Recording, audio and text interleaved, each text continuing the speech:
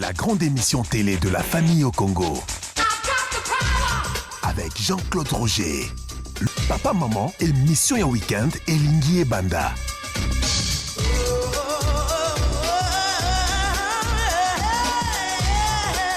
Yakawa, tika nyonso sikoyo. Émission Oyo et Zamakasi avec Jean-Claude Roger.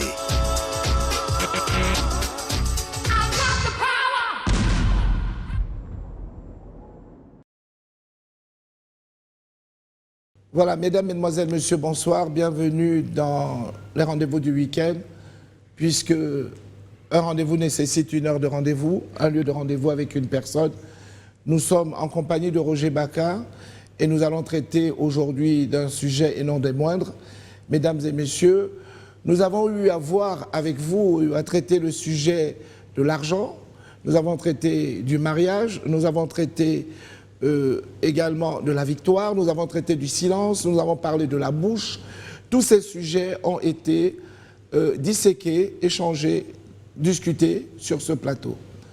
Mais aujourd'hui, je pris la peine de marquer au programme un sujet et non de moindre, celui de vous parler de quelque chose que l'Africain n'aime pas souvent qu'on évoque. Je veux vous parler aujourd'hui d'un sujet sérieux, je vous parle de la mort.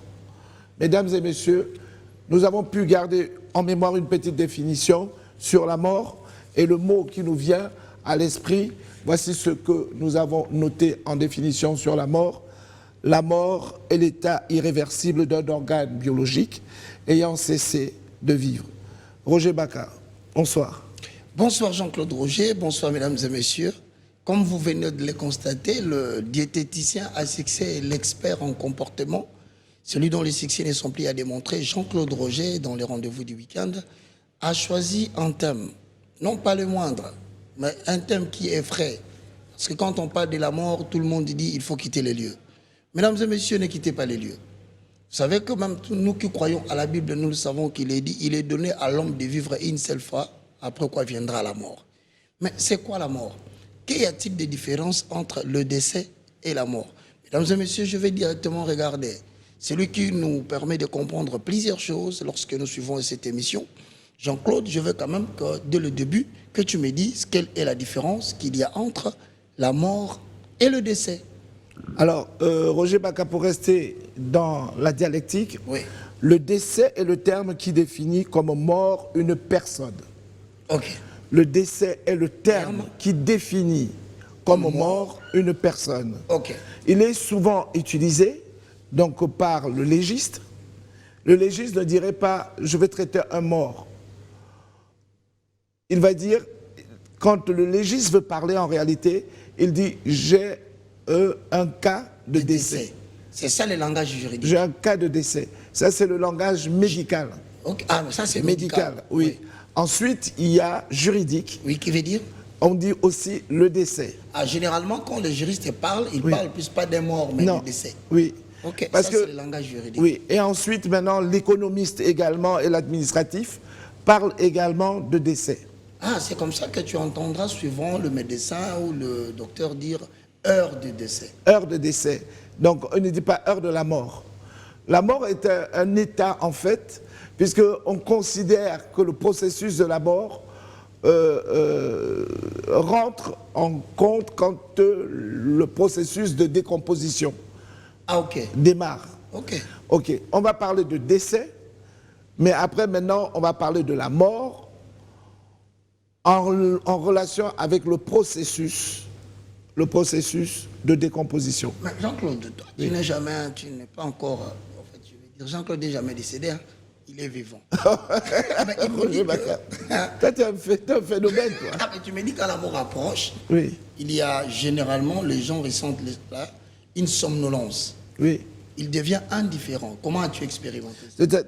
Comment j'ai expérimenté? Comment tu as pu comprendre ça? Parce que tu n'es jamais mort. Non, c'est-à-dire que... cette somnolence-là, cette indifférence-là. Oui. Plusieurs études ont montré qu'il y avait une forme de passivité, c'est-à-dire qu'une personne qui allait mourir, à un moment donné, rentre dans une phase de somnolence. C'est pour ça qu'on fait tout pour te garder en éveil. Restez avec nous. Ouvrez les yeux, restez avec nous. Ouvrez les yeux. Même pendant des films de guerre, Oui. lorsque quelqu'un est sérieusement blessé, Oui. son ami a tendance à dire reste avec moi. Oui. Ne ferme pas les yeux. Oui. Mais la personne, généralement, a tendance à somnoler. Il veut fermer les yeux. Vous devez le garder éveillé. Parce que tu ne peux pas mourir si tu n'acceptes pas.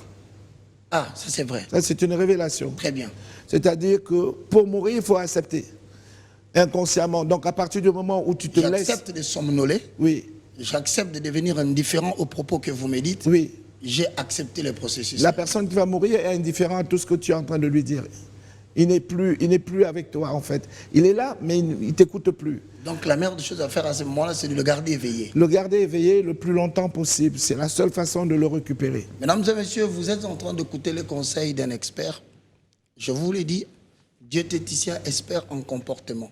Et je crois que c'est très important parce que lorsque nous le suivons, nous apprenons toujours quelque chose. Mais je pense qu'aujourd'hui, moi et vous, allons apprendre beaucoup. Jean-Claude, il y a 3 catégories de morts. Je commence par la mort clinique.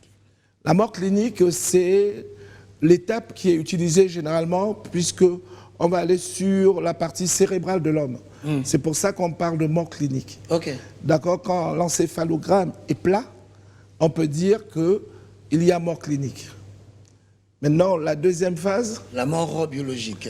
La mort biologique, c'est une mort qui t'amène donc à une décomposition. Tout à fait. D'accord, biologique de la personne. Tu as dit cela arrive pratiquement 7 heures après.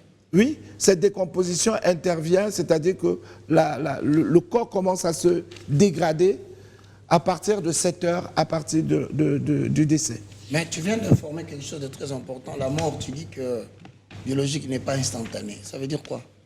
La mort biologique n'est pas instantanée puisqu'il La mort faut... biologique n'est pas instantanée. Comment? Non, parce que c'est-à-dire qu'il y a une dégradation. Un processus. Un processus de dégradation. Ok. Et ce processus de dégradation se fait après 7 heures. Bon. Oui. C'est pour ça que vous avez des gens qui sont déclarés morts, là, tout de suite. Oui. OK. Il est décédé. Il est décédé. Hein, sur le plan biologique. Sur le plan biologique, la décomposition ne démarre pas immédiatement. Ça va démarrer dans 7 heures. Il faudra à peu près 7 heures. Donc, cette personne-là, il peut encore se passer quelque chose. On va ouvrir une parenthèse. Oui, vas-y Jean-Claude. Généralement, quand vous êtes sur une table d'opération Oui. et qu'on est en train de faire une intervention chirurgicale, vous allez, certaines personnes dans le monde, on en compte 14 millions aux États-Unis, 12 en Europe. Ils ont fait l'expérience, donc on appelle ça expérience de mort imminente. Ok. Ça s'appelle EMI. Ok. Expérience de mort imminente. Donc là, tu es déjà dans la mort, l'exemple de la mort ontologique ou métaphysique. Voilà. Et donc, à partir de ce moment-là, votre cœur s'est arrêté. Arrêt du cœur. Arrêt du cœur. Généralement, le médecin dit qu'il a fait l'arrêt du cœur. Il a fait un arrêt du cœur. Ouais. Donc, normalement, il peut dire qu'il est décédé. Ok. Maintenant, pour empêcher cela, ils vont se mettre en route maintenant tout un processus pour tenter de vous réanimer, c'est-à-dire vous ramener à la vie. À ce moment précis, ils vont se battre Pour te ramener à la vie. pour te ramener à la vie. Et c'est là où intervient, vous entendez le cœur qui fait pip, On a l'impression que... l'oscillocone, Oui, Ouais. il n'y a plus vacillation ça s'arrête. Ça prend la forme plate. Ouais. Là, il y a arrêt de cœur. Ah, c'est à ce moment-là que le médecin dit que tu es cliniquement décédé. Cliniquement décédé, il faut que l'encéphalogramme soit aussi plat. Le Ok. cœur peut s'arrêter, mais l'encéphalogramme, Continue à faire des montées, des s'il faut des quelques montées, c'est qu'on peut te récupérer encore. Ok. Mais quand c'est plat, c'est cliniquement mort. Maintenant, on va chercher à te réanimer. Mais quand on va chercher à te réanimer, maintenant, on va choquer. Alors, souvent, on se met à masser. Il y a le massage cardiaque Je et tout ça, constate, ouais. tout ce processus. Et pendant ce processus, il se passe quelque chose. Donc, c'est l'EMI, expérience de mort imminente. oui. Expérience de mort imminente. Imminente. C'est-à-dire que tu es dans un processus où tu vas quitter ton corps. Suivez-moi bien, vous allez quitter votre corps et vous allez monter au-dessus. Vous allez pouvoir visualiser tout ce que les gens sont en train de faire sur vous. Oui. D'accord, vous allez voir le médecin en train de Donc faire... vous-même, vous le voyez. Vous le voyez, vous êtes là dans le lit. Donc le corps a quitté son corps. Non, l'âme a quitté le corps. L'âme a quitté le corps. L'homme a quitté le corps. Cette expérience-là, des gens ont fini par dire qu'ils ont constaté ce que vous dites. Que Les le médecin était en train de tenter Oui, oui. de le ranimer. Oui, oui. Et même certaines personnes disent que là, on lui a ouvert la bouche, on a enlevé son dentier pour l'intuber. C'est-à-dire qu'elle voit tout ça, elle sait même quand elle va se réveiller, suis-moi bien, Oui. dire à l'infirmière, dans l'armoire du tiroir à gauche, Vous aviez pris telle chose. vous avez rangé ça dans le tiroir à gauche Wow. dans la salle. Alors qu'il a été constaté décédé. Oui, la personne, en fait, à ce moment-là, pendant 3-4 minutes, n'est plus là. On voit que l'encéphalogramme, le cœur s'est arrêté, l'encéphalogramme Ne donne activé, plus ne indice donne de rien. vie, oui. On essaie déjà maintenant alors de te masser au maximum et après maintenant on va utiliser le défibrillateur. Consiste en quoi sur le plan cardiaque? Le défibrillateur, on va choquer, c'est-à-dire qu'on va envoyer une décharge électrique en une fraction de seconde, paf, pour réactiver le cœur. Ok. Maintenant, si ça ne va pas, on va donc faire une injection d'adrénaline. C'est une grosse seringue. Ah bon? On va poignarder au centre, là, Pourquoi? en évitant... Mais ça va, on va envoyer un produit dans le cœur. Ah ok, pour réanimer le cœur. Oui. Donc, pendant toute cette période-là, La personne, l'âme qui est sortie du corps, voit. voit. En bon? Oui, il est au-dessus Ça, et c'est il observe. fabuleux. Ça s'appelle donc l'expérience de mort imminente, EMI. Alors, mesdames et messieurs, nous voulons vous expliquer quelque chose et on vous a dit on va traiter ce sujet. J'aime bien parce qu'avec Roger Bacca, j'aime bien aller dans des choses comme ça et parler des choses que les gens ne savent pas. Donc, qu'est-ce qui va se passer? Pendant cette expérience de mort imminente, vous allez être en lévitation, Ok. au-dessus de l'assistance, L'âme est au-dessus du corps. et voit tout le monde de manière Comment distincte, ça s'est fait? vous entend, Bon. vous voit. Quand bien même que le corps a Le l'été corps- peut avoir les yeux fermés. Oui, le corps est là, il voit aussi son corps, Très bien. donc il flotte au-dessus, Voilà. et voit la salle, et vous entend, voit tout. Maintenant, on dit que dans le processus, il y a également le film de ta vie Qui passe, qui déroule. qui déroule en moins de 4 minutes. Ça, c'est fabuleux. Tout ce que tu as vécu, tout ce que tu as aimé, tout ce que tu as... Donc ça s'appelle, cette expérience de mort imminente, fait que tu as le film de toute ta vie qui passe. En une fraction de seconde. Oui, et tu vois tout ce que tu as vécu, les bons moments, ta naissance, Les ton moments de mariage, joie. les moments de Les joie, moments de pleurs. tout ça, dans l'expérience de... En quelques poussières de secondes. Ouais. C'est pour ça que tout à l'heure, quand on a dit... il y a quelqu'un, quand je lui ai dit, on va traiter du sujet Sur la de mort. il m'a dit, oh, non, non. Je dis, mais Il dit, les non, il gens... faut pas, tu risques d'éviter la mort. Il dit, mais non, non. l'esprit des morts va venir. Non, non, non, non, non. Roger Bacca, c'est pas parce qu'on parle d'un sujet que l'esprit de mort va venir. On parle d'un sujet puisque les gens ont besoin de savoir. Puisque c'est la quand même Bible dit, mon important, peuple... Guéri faute de connaissance. Il faut que vous sachiez... Osée, chapitre 4, le verset 6. Merci, merci Roger. Il faut que vous sachiez que dans ce processus, donc quand le corps quitte, la personne voit tout, entend tout, mais également maintenant voit le film de sa vie se dérouler. Ce n'est pas Jean-Claude Roger qui le dit, c'est 14 millions de personnes qui ont vécu dans le monde. C'est vrai. Aux États-Unis, c'est 14 millions, 12 millions de personnes en vécu Europe cette expérience. ont vécu l'expérience de mort imminente. Wow. Donc, ces personnes-là racontent tous la même chose. C'est vrai. Ils ne se sont jamais rencontrés. Et il semblerait que vous rentrez dans un tube.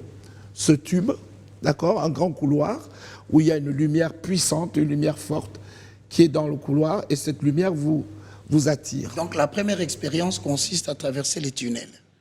La première expérience, c'est pas que ça consiste à traverser le tunnel, ça consiste à marcher vers la lumière. Vers la lumière. Ouais, il y a Tout au long du tunnel. Oui. Ok, mais alors qu'est-ce qui attire l'âme qui va vers là? Alors, toujours selon le MDI, MDI c'est version anglaise, hein? Ok. Ok, date, imminent, processus, yeah, something c'est anglais. so. Ok. Mort imminente, donc expérience de mort imminente. Les gens, dans cette expérience-là, vont maintenant sentir qu'il y a une lumière qui vous attire et vous êtes dans ce tunnel et que vous avancez vers la lumière. Et quand vous avancez vers la lumière, vous allez sentir un bien-être que vous n'avez jamais connu. un bonheur que vous n'avez jamais imaginé, une sensation de plénitude que vous n'avez, les souffrances, les peines, les angoisses, les peurs, tout ça, ça vous quitte. Parce que vous franchissez une nouvelle dimension. Voilà. Et vous évoluez dans une lumière surnaturelle. Et quand vous rentrez dans le surnaturel, vous êtes dans le divin. Attention, quand tu en parles, c'est seulement bon que les gens ont besoin d'expérimenter. Les gens ont besoin de... Mais non, Roger Bacca, c'est dans les écrits. Donc, Non, mais les recherches. c'est très important. Ok. Vas-y. Et donc, quand vous évoluez, il me dit c'est tellement bon qu'on a envie de... Roger, mesdames et messieurs, n'écoutez pas Roger Bacca parce que moi, j'explique. Non, tu sais ce qui est bon? Oui. C'est que tout le monde aujourd'hui, mesdames et messieurs, vous qui nous suivez, en anglais, Jean-Claude l'a dit, c'est the dead imminent experience. Voilà, tout En à fait. français, c'est l'expérience imminente de la mort. Alors, c'est un processus que Jean-Claude nous explique, parce que ça fait quand même bien aussi de savoir, après 120 ans, rassasié du nombre d'années, vous saurez ce qui va se passer lorsque vous êtes en train de partir. C'est un sujet que les gens n'abordent pas, Non. et surtout la culture africaine a peur quand on cite les mots morts. Mais je veux qu'on apprenne beaucoup de choses aussi aujourd'hui. Jean-Claude, alors il y a une lumière qui attire, Oui. qui attire l'âme. Oui. On est arrivé à ces moments-là. Donc la lumière vous attire, vous êtes happé par cette lumière, vous avez une sensation de bien-être, vous avez une sensation de bonheur, vous avez le film de votre vie, vous êtes bien, même qu'à la limite, vous êtes content d'aller vers cette lumière, enfin ce que vous recherchez, enfin la paix, enfin la sérénité. C'est comme si tu rentrais à la maison, tu étais sur le chemin. Chemin avec beaucoup d'embouteillages, Oui. de soucis, Oui. le soleil a frappé. Non, c'est comme si... Non, je n'ai pas dit... Maintenant, quand tu arrives à la maison, Là, c'est comme si tu, après un long voyage, tu Voilà. rentres chez toi. c'est ce que je dis, c'est comparable à quelqu'un qui vient de la rue, Oui. qui voulait aller se reposer à la maison. Oui. Voilà. Et donc, en fait, on explique que les personnes, à un moment donné, quand on va te choquer, clic, Pour la réanimation. pour la Il peut réanimation, revenir. donc ça, vous revenez immédiatement. Ah bon? Ouais, et vous réintégrez votre corps. Et quand vous réintégrez, souvent le médecin dit que c'est son opération. Non, le médecin dit que c'est lui, Et parce qu'il vous a choqué. Parce qu'il vous a Il dit, choqué. j'ai réussi à la ramener. de le réanimer. Oh là là. Donc lui, il ne sait pas, c'est après que la personne va expliquer qu'est-ce qui s'est vraiment passé. C'est à ce moment-là qu'il va maintenant expliquer la vie. Ok. Donc, beaucoup de choses se passent à ce moment-là précis, c'est-à-dire que les gens changent complètement. La personne n'est plus jamais la même. Donc, va s'opérer chez la personne une certaine capacité intellectuelle de dire il est très intelligent, différent et plus spirituel. La personne ne va plus vivre de la même façon, mais vous allez voir une personne différente dans son comportement de tous les jours. Bon, moi, je voudrais revenir sur quelque chose, Jean-Claude. Oui. Jean-Claude, lorsque vous parlez du film de la vie qui se déroule, Oui. je voudrais comprendre si la personne qui subit cet événement sent la culpabilité ou bien il sent la violence, il n'y a pas des émotions, il n'y a pas de sentiments. Alors, la personne, en fait, ne se sent plus concernée par les choses de tous les jours. Quand il revient à la vie, Ouais. la personne a un dégagement par rapport aux situations. Ah oui, ça change les comportements. Oui, ça change le comportement de la personne. Il est désintéressé aux choses matérielles. Oui, il est un peu plus désintéressé. Il sera plus distant avec les choses bassement matérielles. Il va s'orienter inconsciemment. Vous allez voir la personne s'orienter plus vers la spiritualité. Vous allez voir que la personne va aussi acquérir même des dons de vision. Vous allez voir que la personne aura des dons de prophétie. Donc vous verrez que la personne médite davantage, a changé. C'est la même personne, mais plus intelligente encore. Et c'est même à la limite, ne va plus faire les choses qu'il faisait pour l'argent, il va faire les choses parce que c'est sa raison d'être. Quelque part, il découvre sa raison d'être. Ça, c'est bien. Ça l'oriente. C'est parce qu'il a fait ce voyage à un point de vue dimensionnel très élevé. Très élevé. Qu'il revient avec une raison d'être. Il revient avec une raison d'être. Ce qui fait qu'il ne se passionne plus de la même chose qu'avant et des nouvelles choses viennent capter son attention.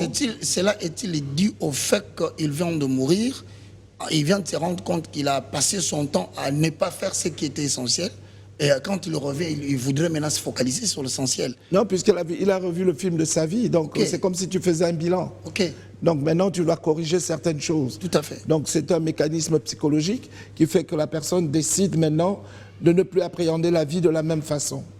Donc, quand on a connu cette expérience, moi, je voulais aborder le côté un tout petit peu africain de la chose, Roger Baka. Oui, mais vas-y. Mesdames et messieurs, nous avons quelque chose de particulier, nous les Africains.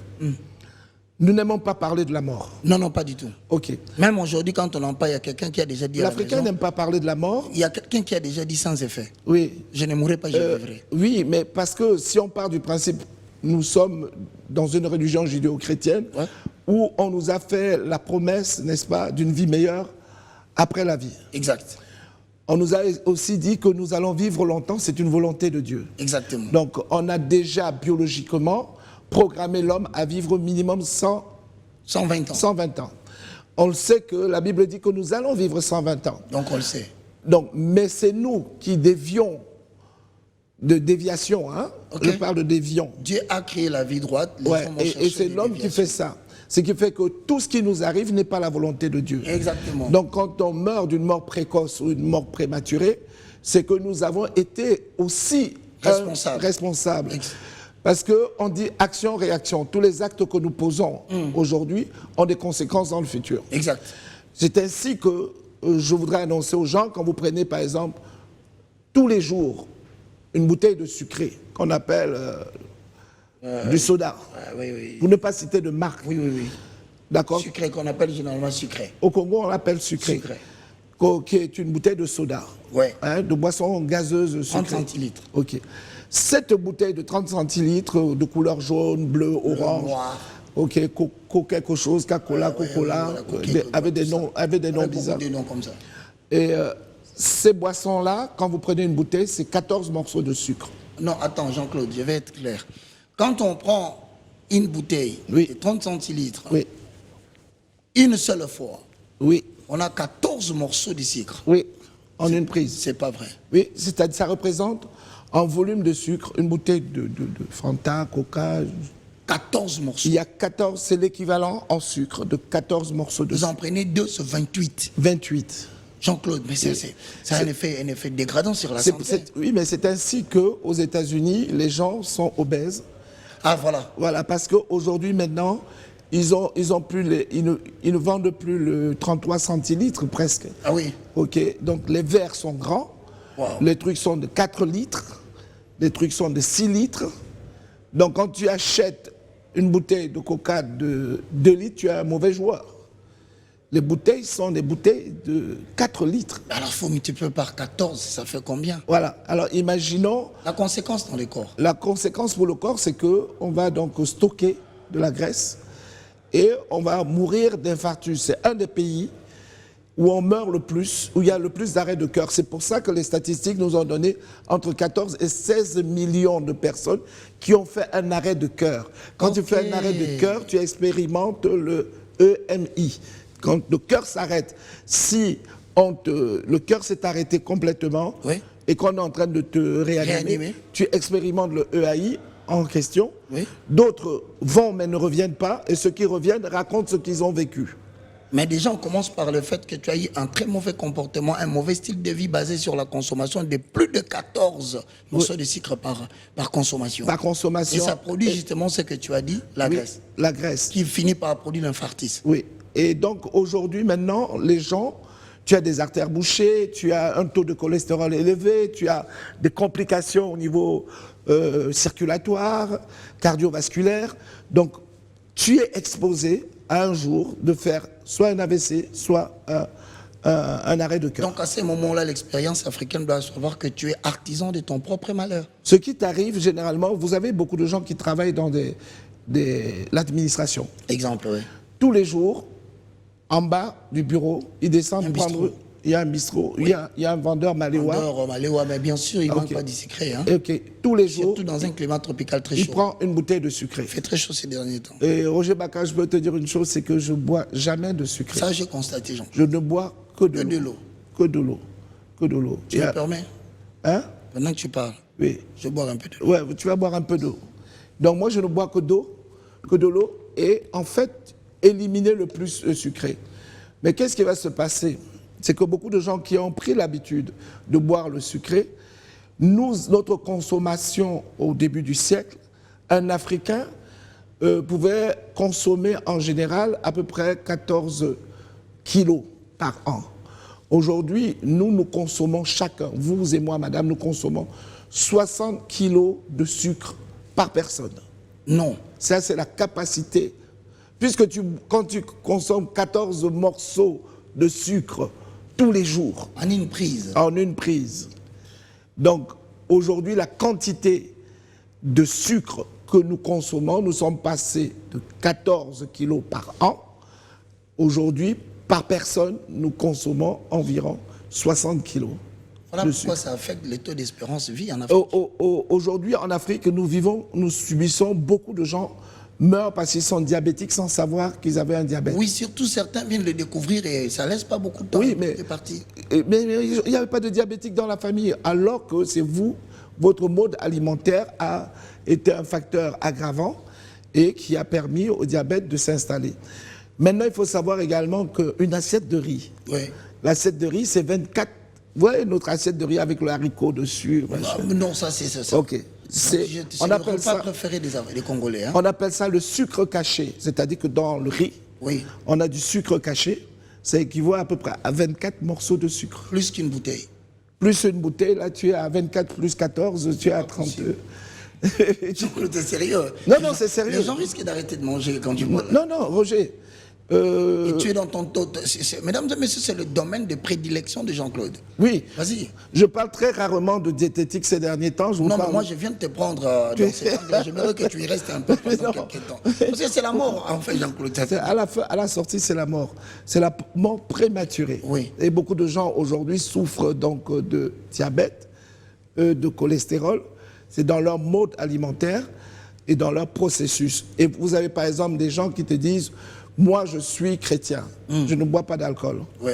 Je ne prends que du sucré. Je ne prends que du sucré. » Qui détruit plus que l'autre? Est-ce celui qui prend le vin, la bière? Non, ou non, celui qui moi, prend je suis pas Denis Lessier, Roger Bacca, Ah. qui va commencer à dire aux gens de boire du sucre, du machin. Non, non, non, parce qu'en fait, c'est lui qui prend du sucré 14 morceaux. Ah, finalement, C'est il parce sait- qu'il ne sait pas, c'est l'ignorance. Ah, donc il s'est tué sans le savoir. Oui, donc aujourd'hui, maintenant, je pense que ceux qui ont écouté vont dire je prends mes 2 litres d'eau. Moi, je me balade jamais sans ma bouteille d'eau. Oui, je Et constate. dès que je l'ai oublié quelque part, je ne la touche plus. Donc, je prends une bouteille d'eau dans ma voiture que je veux boire. Je prends une bouteille d'eau dans mon bureau que je veux boire. Et je prends 3, 4, 5 que je veux boire après quand je vais rentrer. Il faut toujours se réhydrater.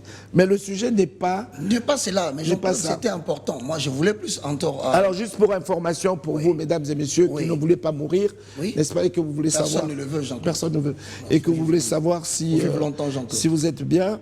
Alors, le processus, c'est que la personne qui a tout le temps soif, on appelle ça l'hyperurie. C'est-à-dire que la personne a tout le temps soif, tout le temps la bouche pâteuse, et elle a oui, tout le oui, temps oui, soif. oui. C'est des signes avant-coureurs qu'on serait peut-être diabétique. Si la personne a l'hypophagie, c'est-à-dire que la personne a tout le temps faim, d'accord, elle vient de manger, 1 heure après, il a faim. La boulimie. Oui, 1 heure après, il a faim, pas qu'il grignote, il a faim. Il a faim. Ouais. À chaque 1 heure du temps, c'est un mauvais signe. Ouais, ça, c'est un Avant-coureur. mauvais signe, avant-coureur. Ah bon? Si la personne également, oui, c'est-à-dire que la personne a le problème de vessie, c'est-à-dire que À chaque. chaque 1 heure, il doit il pisser. faut qu'il se soulage. Oui, il faut qu'il se soulage, c'est que C'est très mauvais il, comme. il a déjà des signes précurseurs que probablement il faut consulter au niveau de sa glycémie. Donc il y a trois signes, hein. La bouche pâteuse, Oui. la soif permanente, Oui. permanente, la faim permanente alors qu'on vient de manger. 1 heure après, on a encore. On a encore faim, on a encore Faim. vraiment faim.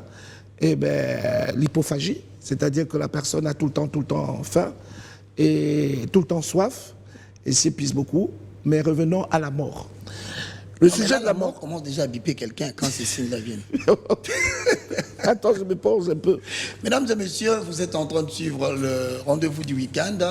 Un expert diététicien, un producteur, monsieur qui n'a plus rien à démontrer. Moi, je pense qu'il a dit un jour. J'ai pris quelques notes, Roger. Jean-Claude, c'est très important. Je te jure, j'ai pris quelques notes. Permets, parce qu'on va rater cela et j'aurai l'impression que... Je te laisse prendre les notes. Et j'ai pris quelques notes tout à l'heure. J'ai marqué la mort Oui.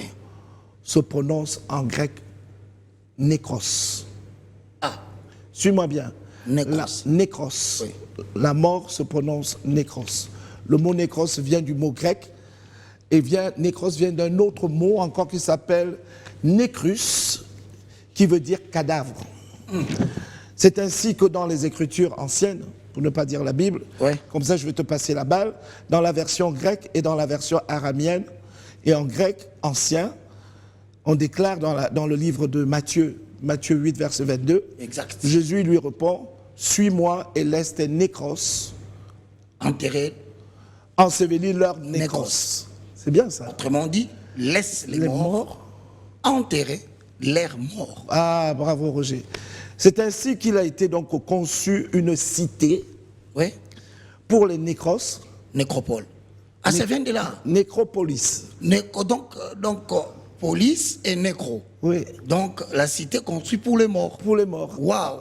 Ah, mais aujourd'hui, je comprends, Jean-Claude. Ah bon, Ah, non, mais personnellement, je te dis. j'avais pris quelques notes comme ça et ça augmente un peu le QI de certaines personnes. C'est très important. Donc parce que on quand disait, redis-le encore, comme ça ils seront bien instruits Matthieu aujourd'hui. dit, laissez les morts enterrer leurs morts.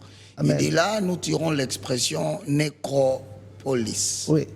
Nécros pour mort et nécropolis pour cité des morts. Exactement. Donc- Mais en tout cas, plusieurs ne le savaient pas. Je ne veux pas vouloir faire le connaisseur. Moi non plus, je ne connais pas Alors, ça. Je ne connaissais pas ça, oui. Nécropolis. Donc c'est la cité des morts. Donc c'est pour cela que les hommes n'habitent pas la cité des morts. Ah, ok, sauf les sentinelles. Ouais, Alors les hommes n'habitent pas la cité des morts. Les hommes ont leur cité, Roger Bacca. C'est des vivants, comment? Non, ça s'appelle métropolis. Ah, métropole.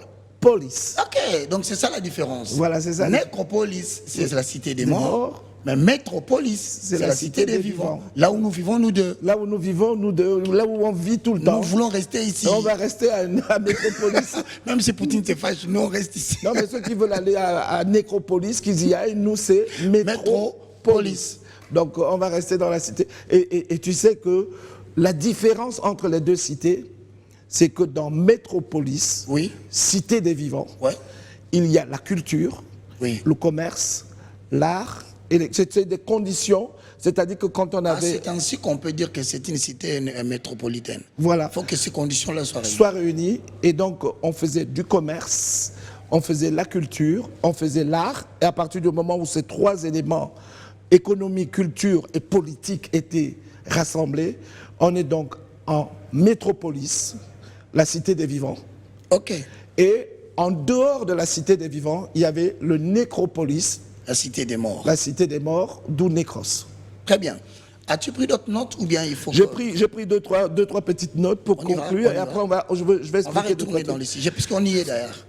On dit qu'il faut sortir de la ville pour aller en nécropolis. En nécropolis, oui, très loin. Hein? On le Très loin, chasse oui. très très loin. Il faut aller très loin. Ok. Dans le livre de Matthieu, Matthieu 22, la Bible déclare « Je suis le Dieu d'Abraham, D'Abraham, le Dieu d'Isaac, d'Isaac, le Dieu de Jacob. Jacob. Dieu n'est pas le Dieu, Dieu des... de Nécros. Ah, le mot nécros, ça y est, Roger m'a compris le truc. Dieu n'est pas le Dieu des Il n'est nécros. pas le Dieu des morts. Voilà, Dieu n'est pas le Dieu des nécros. Voilà. Ainsi, et quand on lit dans le livre ancien toujours, et précisément dans le livre de Matthieu, Ok. Matthieu 17, Jésus dit « Allez promptement dire à ses disciples qu'il est ressuscité des Nécros. nécros. Oh, c'est fabuleux. Tu aimes ça, hein? J'aime ça, Jean-Claude. Merci Roger. Il est sorti de la cité des morts. Ouais. Comme Lazare. Oui, il est sorti de la cité des morts. Waouh. Dans la même lancée, on peut parler de grec, et donc et pour venir sur la lumière surnaturelle, Oui. en grec, on dit du surnaturel, donc on parle de phos, pour parler de la lumière surnaturelle. La lumière surnaturelle qui est différente donc de la lumière naturelle. Naturelle, oui. Ouais. Donc c'est une lumière qui t'apporte le bonheur. En hébreu, on appelle ça Nehir. Nehir. Ok. N-E-H-I-Y-R.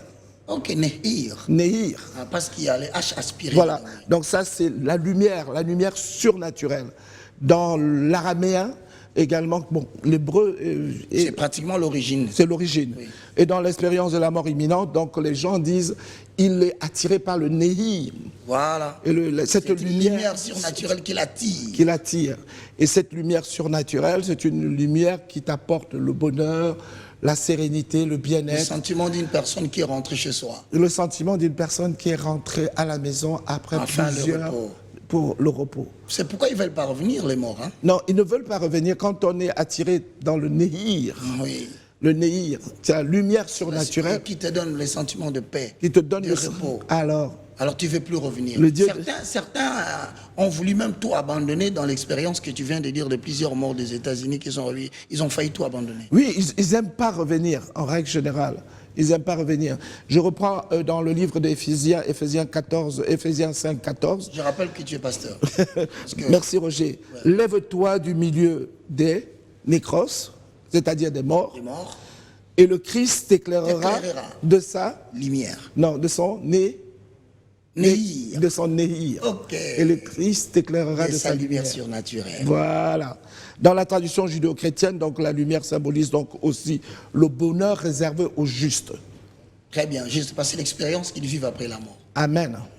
Donc, mesdames et messieurs, nous avons parlé de la mort. Roger Baka, je suis sûr, Mais on n'a pas fini. en tant J'ai qu'évangéliste, quelques 2-3 questions à te je veux y venir en tant qu'évangéliste, polémiste, pasteur, Ouais. prophète.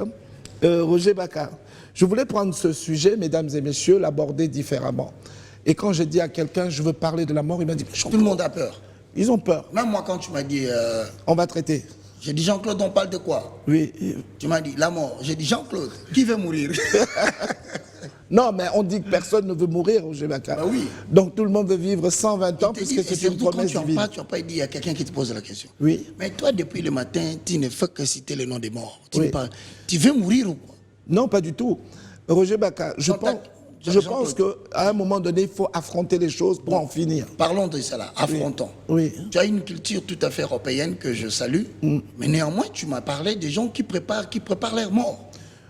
Non, qui prépare leur après-mort. Bon, l'air après mort, la vie Non, après non, la non, vie. parce que Roger Baka, quand tu dis, Hein? nous, Africains, quand tu dis, il y a des gens qui préparent leur mort. Donc, c'est-à-dire qu'il ne veut pas mourir, mais quelqu'un qui prépare la vie après sa vie.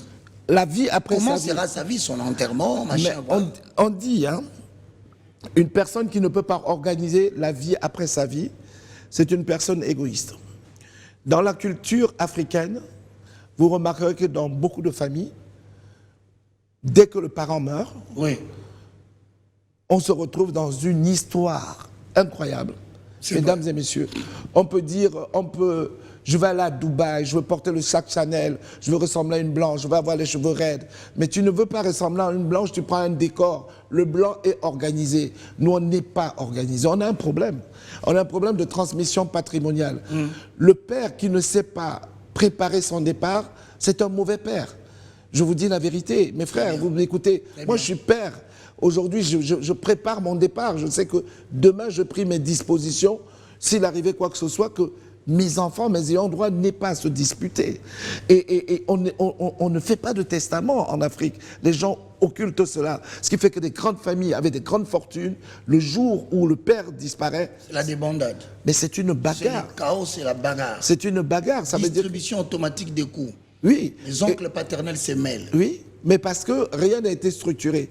Mais si la personne avait prévu et avait fait une transmission patrimoniale, avait suivi le conseil d'un juriste pour dire, voilà, je veux préparer ça pour léguer à mes enfants. Du vivant, vous pouvez donner des noms à des biens sans le dire aux enfants. Très bien. Vous pouvez faire des transmissions sans le dire aux enfants. C'est-à-dire des dons légués aux enfants avec leur nom, Oui. mais ils ne sont pas au courant. Ils ne sont pas au courant. C'est le jour où tu meurs qu'il y a un légiste qui vient dire, Oui. ou un avocat, ou Non, le notaire. le notaire, oui. On va ouvrir donc le document.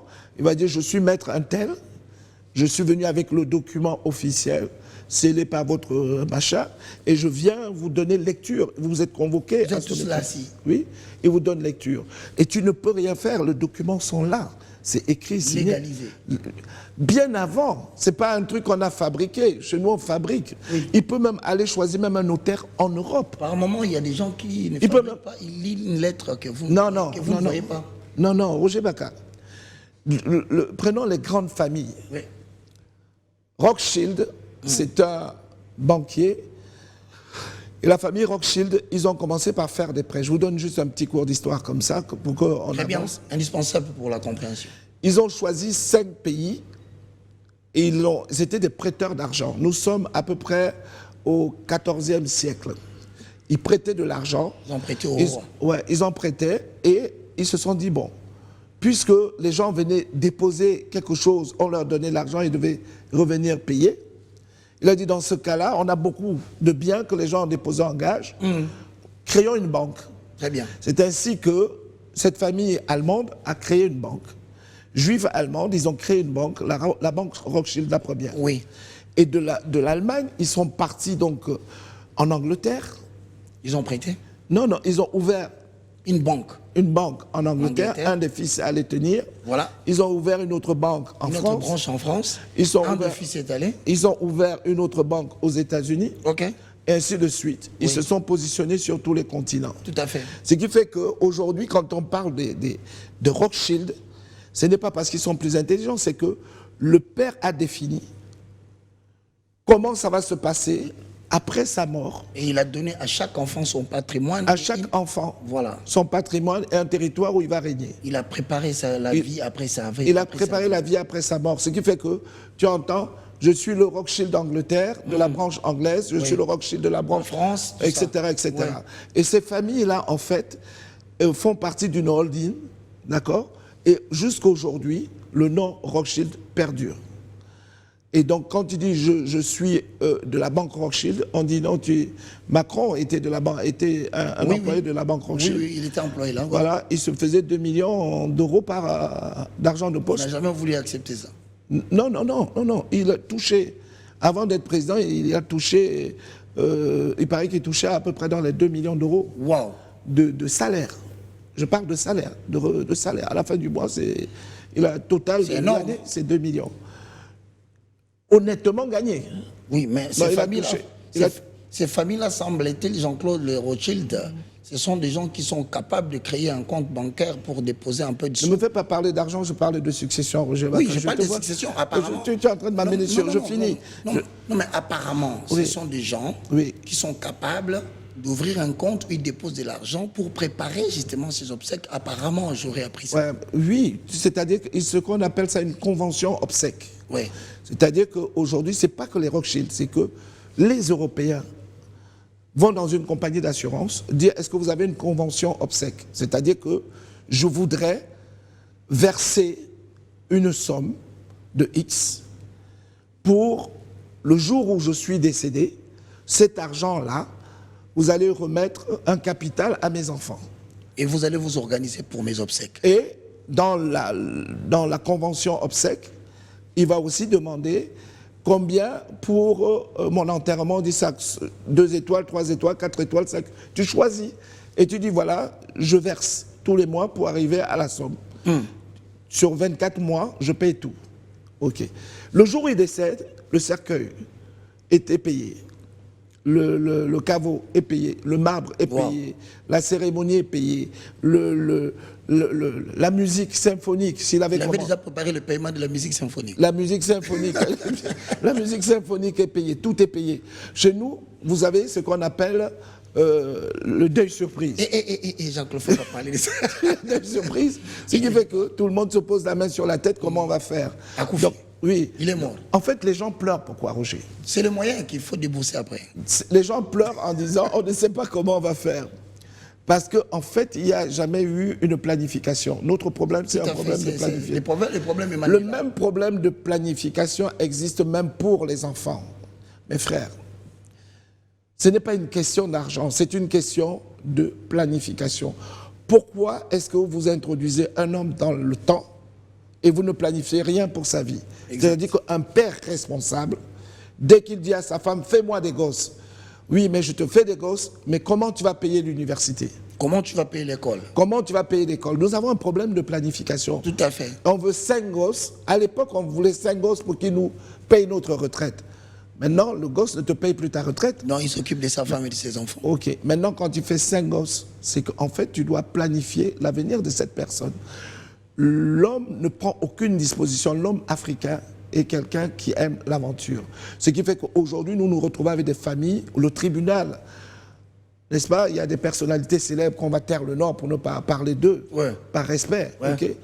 On ne cite pas les contemporains dans cette émission. Tu entends, la famille Intel est au tribunal pour un problème successoral. Le problème de succession, Oui. c'est plus ou moins 70% des problèmes Oui. que vous avez dans des tribunaux. Oui, mais pourquoi, Roger? Parce que la personne n'a jamais envisagé. Il a vécu comme s'il serait éternel. Tu sais que la reine d'Angleterre, on avait déjà prévu la cérémonie, la couleur du carrosse, C'est vrai. la liste des invités, combien d'invités on va inviter. Elle le savait avant de mourir. Mais elle savait qu'on avait déjà prévu tout. C'est-à-dire combien d'invités on va inviter. S'il y a un cocktail, combien de personnes. Ils ont budgétisé, il y avait le budget bloqué, scellé quelque part pour dire on attend juste le moment. Big Ben est par terre. C'est son nom, son prénom. Ouais, donc Big Ben. Ouais, Big Ben est par terre. Et c'est fini, on entre Où le maintenant. bridge s'est effondré, le pont. Le pont s'est effondré. Oui, je sais pas, ils disent toujours un Oui, mot oui, comme le ça. pont, ouais. Il y avait un code qui disait que Des expressions qui faisaient entendre une histoire liée à sa mort. les invitations étaient déjà imprimées, il suffisait simplement de mettre les noms. Nous, on est dans... il faut qu'on débloque un budget. Il faut qu'on machin. Personne ne planifie rien. Pour la collecte. Oui, on fait la collecte et on se commence à demander, etc. Qui donnera quoi? Mais tu vois un grand chanteur comme ça, il meurt. La famille n'a pas d'argent pour C'est organiser. l'État qui doit faire ça. Oui, c'est que la personne n'a pas envisagé un instant. Jean-Claude qui reçoit un coup de fil à 17h. Oui, il faut C'est contribuer. Jean-Claude, on est éprouvé. Oui. Ben, vous êtes éprouvé, mon frère. Je compatis, mes condoléances. Non, ce n'est C'est pas pas bon, africain. c'est pas africain. Il faut venir. Donc tu viens au deuil apporter ta contribution. Mais bien sûr, quelqu'un est mort. Oui, mais nous vivons dans cette... Mais Roger Baka, est-ce que tu as vu qu'il y avait des gens qui ont enterré plusieurs oncles et plusieurs tantes? Mais Je suis en deuil. je suis en deuil. Ouais. Ils font inhumation, exhumation, enterrement. Oui, c'est-à-dire Inhumation. que ce sont des raisons qu'il donnait Oui. pour essayer d'escamoter certaines choses, Oui. jusqu'à ce qu'il oublie qu'il avait déjà dit que son père était décédé. Ouais. Alors tellement il veut encore mentir, il dit cette fois-ci c'est mon père qui est mort encore. Mais la dernière fois c'était toujours ton père. Il dit non. Il y a un an. Ah non, il y a un an. Ouais. Ah non, ça c'était... C'était pas mon père. C'était pas mon père. C'était le père qui m'a élevé. Le père qui m'a élevé à côté de mon père. Oh là là. Jean-Claude, Oui, nous sommes dans je la rentre dans la conversation. mort. Oui. Mais pourquoi généralement les gens qui sont morts, qui sont décédés, Oui. ne veulent pas parler de leur expérience qu'ils ont vécue chez le médecin? Pourquoi? L'Africain ne connaît pas le EMI. Comment? Eh ben, je viens d'en parler, ils vont découvrir. Certains vont dire oui, quand mon cœur s'est arrêté, j'ai fait ça, je fais ci, je fais mi. Et excusez-moi Roger, la caméra peut venir sur toi le temps que... Oui, justement, parce je que m'éponge. nous avons constaté, mesdames et messieurs, que généralement cette explication ne passe pas chez le médecin.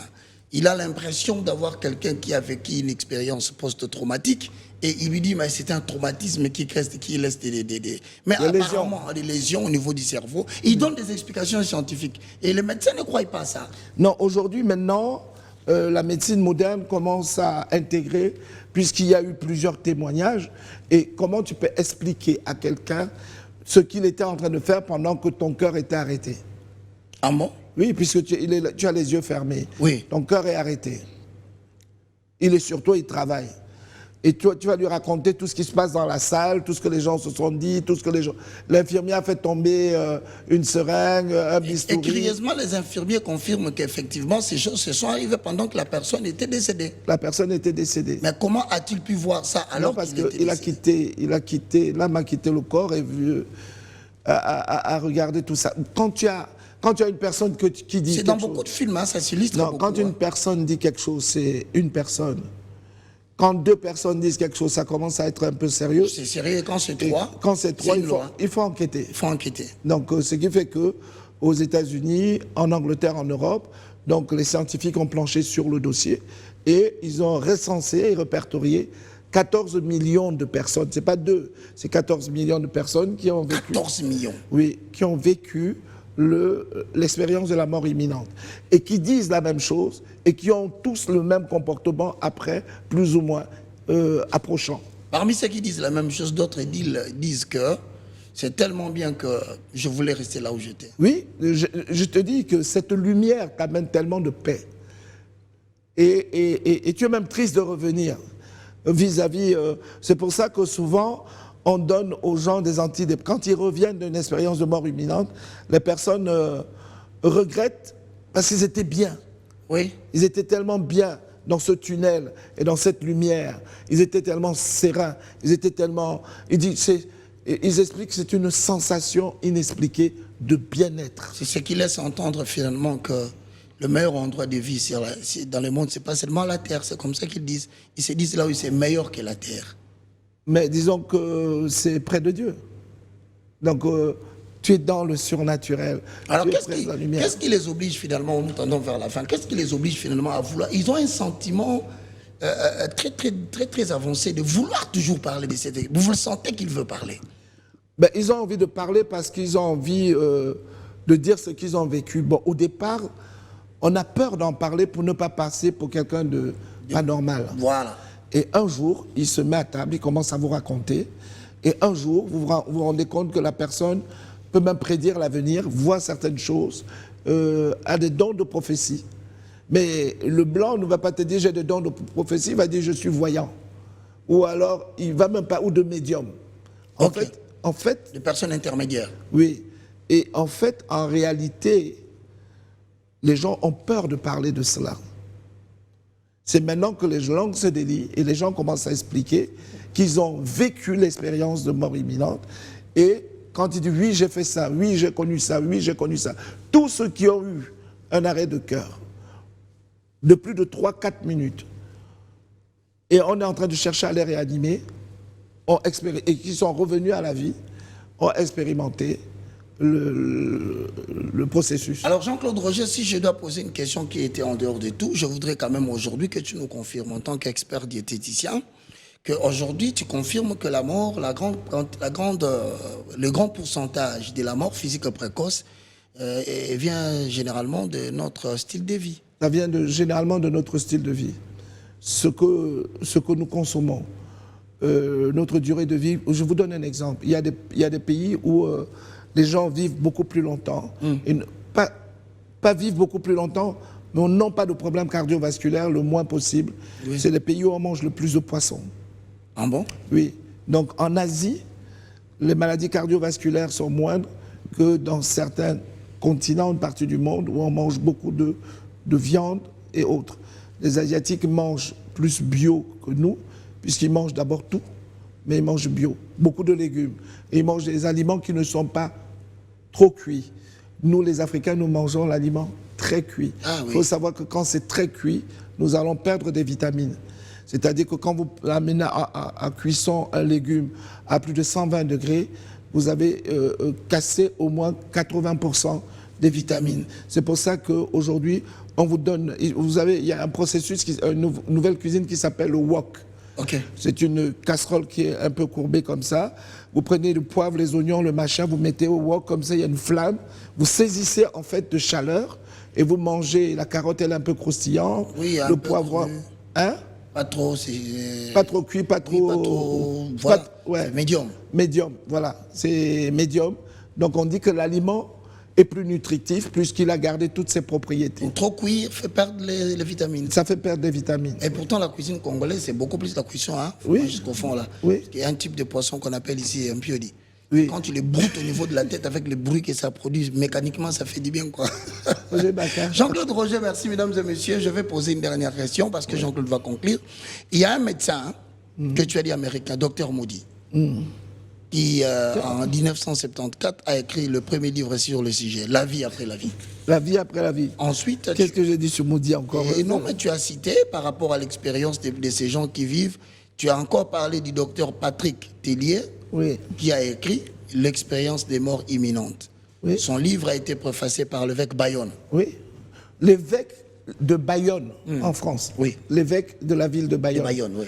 Son livre a été préfacé par lui, c'est-à-dire qu'il a écrit et il a signé, il a reconnu, alors que c'est un éminent évêque, n'est-ce pas, a reconnu qu'effectivement, dans la confession, dans le secret du confessionnal, il a entendu beaucoup de personnes. Donc ça devient authentique. Ouais, beaucoup de personnes venues lui parler du EMI, de l'expérience de la mort imminente. Beaucoup de personnes ont parlé de ça.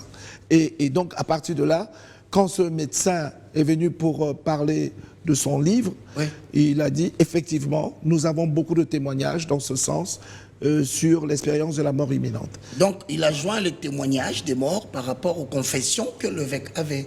C'est- L'évêque a trouvé que ça concordait. Non, ce ne sont pas des morts. Ce sont des vivants qui ont connu Ah, ils sont l'expérience. revenus à la vie, hein? Oui, Parce c'est que là, sûr. ils vivent maintenant, Jean-Claude. Roger Bacca, on parle, ce sont des vivants. Ce sont des Ils sont vivants. passés par l'expérience de la mort. Et ils sont passés par l'expérience de la mort. Ils ne font pas partie encore des nécros. Non, ils font partie des métros, ceux qui sont dans les métropolites. Voilà. Métropolis. Les habitants de la cité. De la cité Des vivants. Des vivants. Merci beaucoup, Jean-Claude Roger. Oui. En tout cas, j'ai appris, mesdames et messieurs, comme il est dit toujours, si tu passes une journée sans apprendre quelque chose, donc tu as passé ta journée inutilement. J'espère que vous avez beaucoup appris comme moi et je vous conseille toujours, lorsque vous voyez Jean-Claude Roger, mesdames et messieurs, prenez temps de pouvoir suivre l'émission jusqu'à la fin. Pour moi, c'était un bon moment sur la mort. Mais bien sûr que nous allons vivre encore longtemps sur la terre des vivants. Monsieur Roger Bacca, si je peux résumer en quelques mots, Je vous en nous prie. avons vu ensemble que le mot nécros venait le mot mort venait du grec nécros. C'est ce que vous devez retenir. Le mot mort vient du grec ancien nécros. Et le mot nécros lui-même, vient du mot nécrus, qui veut dire donc cadavre. On a remarqué également que dans la Bible, il y a eu plusieurs versets et plusieurs passages dans Matthieu 22, Matthieu 17. Il est question de nécros. Laisser les nécros Enterrer leur nécros. leur nécros. Et également qu'il y a une cité, n'est-ce pas, qui est réservée aux nécros, qui s'appelle Nécropolis, Exact. c'est-à-dire la cité des morts, et qui est différent, n'est-ce pas, de métro, qui se dit métropolis, c'est-à-dire la cité des vivants. Métro, vivant, police, cité. Cité des vivants, métropolis. Donc, pour qu'on parle de métropolis, on a aussi remarqué qu'il fallait qu'il y ait une vie politique, culturelle, économique. Là, on est dans la cité, la métropolis. Et que donc, aujourd'hui, nous avons discuté de l'expérience de la mort imminente, que beaucoup de personnes sont passées par là. C'est à la suite d'un arrêt de cœur, d'accord, dans le processus de réanimation, la personne quitte le corps, va en substantation, peut voir tout ce qui se passe et est attirée par un halo de lumière. Et cet halo de lumière, on a dit que quand ils sont attirés par cette lumière dans un tunnel, à un moment donné, ils ressentent un bonheur. Ils vont jusqu'au processus. Au moment d'atteindre la lumière, clac, on l'a réanimé, c'est-à-dire le cœur est reparti. On a donc mis un coup de choc de défibrillateur. Donc le défibrillateur, donc c'est... Cardiaque. Ouais, c'est cardiaque. On lui donne un coup de choc de défibrillateur. La prochaine fois, je te parlerai de défibrillateur. Très important, Jean-Claude. Et parce qu'aujourd'hui, il y a ce qu'on appelle le défibrillateur portatif. Donc, le défibrillateur portatif, que dans tous les endroits aujourd'hui en Europe, si tu n'as pas de défibrillateur, on te met une amende. Wow. Dans les supermarchés, dans les églises, dans les écoles, donc dans les malls. Si tu n'as pas, c'est une caisse où il y a le défibrillateur.